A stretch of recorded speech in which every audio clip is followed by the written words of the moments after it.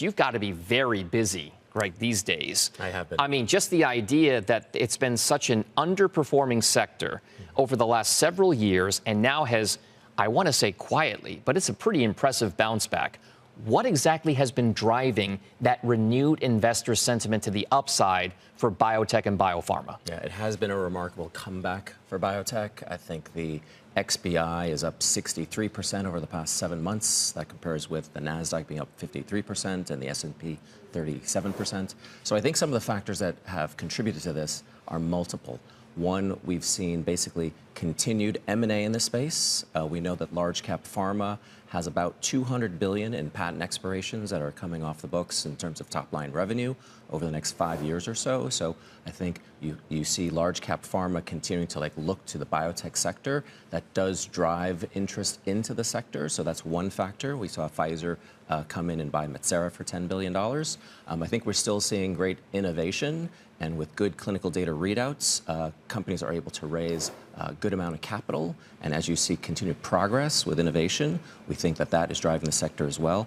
Also, some of the larger factors and uncertainties as it relates to FDA uncertainty, RFK Jr. I think we had a lot of fears about what that could bring to pharma and biotech. I think what we've seen right now, you really can feel pretty good about where we are. We have some changes at FDA that have also been uncertainties, but I think we have new leadership that's come in at Cedar, Richard Pazder. These are good things for the industry. Greg, when you talk about a renewed M&A cycle, oftentimes investor sentiment turns away from the large and mega cap biopharma companies towards the small and middle-sized ones, because they're the ones that get acquired for larger premiums.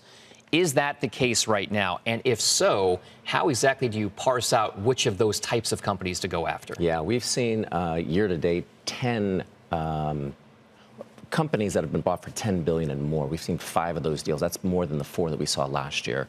And typically, we've seen large pharma go into spaces that have been places where there's still high unmet medical needs, so neurology, oncology, immunology. Those are the areas that have been very much in vogue in terms of where large pharma is going.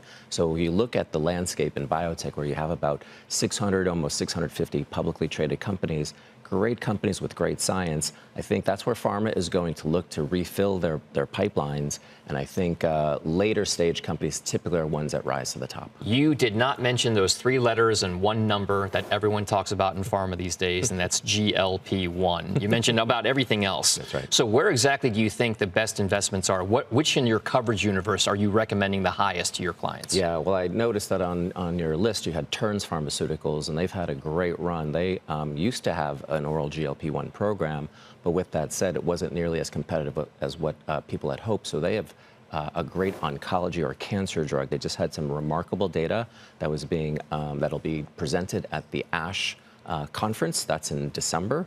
So with that said, that's going to be a great stock for people to look at. And with that said, one of my favorite companies is called Axsome Therapeutics. It is a neuroscience-focused company. They have 3 drugs that are already on the market, and we are awaiting perhaps the launches of perhaps 3 other drugs next year.